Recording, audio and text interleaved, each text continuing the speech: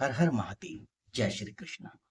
दशकों न जाने कब से हमारे घर के बड़े बुजुर्ग अपने बच्चों को अच्छे संस्कार देते हैं, समाज के बारे में अच्छाई और बुराई सिखाते हैं और कैसे कपड़े पहनने हैं, कैसे किससे बात करनी है, ये सब हमारे बड़े बुजुर्ग बताते हैं।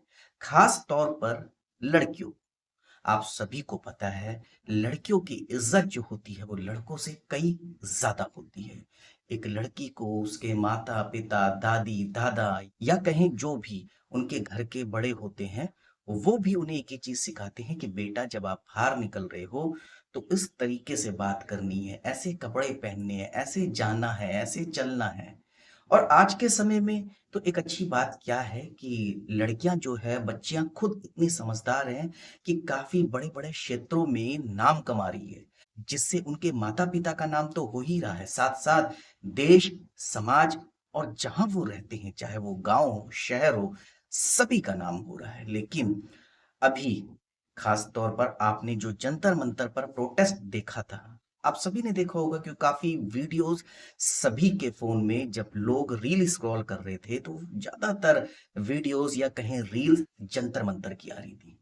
लेकिन एक बात आपने देखी, वहां सबसे ज्यादा अपशब्दों का इस्तेमाल बच्चियों ने ही की। वो लड़कियां जिन्हें आप देख के कह नहीं सकते या कहीं सोच नहीं सकते कि इतने गलत गलत शब्दों का उन लोगों ने इस्तेमाल किया। और ये इस्तेमाल किसी और के लिए नहीं, हमारे देश के प्रधानमंत्री के लिए। मैं कहता हूं विरोध करना अच्छी बात है, ये अधिकार हमारा संविधान देता है, लेकिन आप एक पद की गरिमा का तो ख्याल रखिए। प्रधानमंत्री वो किसी एक के नहीं है, पूरे देश के हैं। आप उनके पद की गरिमा का तो ख्याल रखिए। हम अपनी लड़कियों को, अपनी बच्चियों को अच्छे संस्कार देते हैं।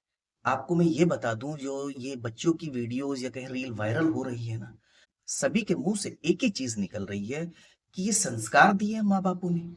अब आप सोचिए, क्या कोई माँ बाप ऐसा कह सकता है जाओ तुम बाहर गाली दो, जाओ तुम अपशब्दों का इस्तेमाल करो? कोई नहीं कहता।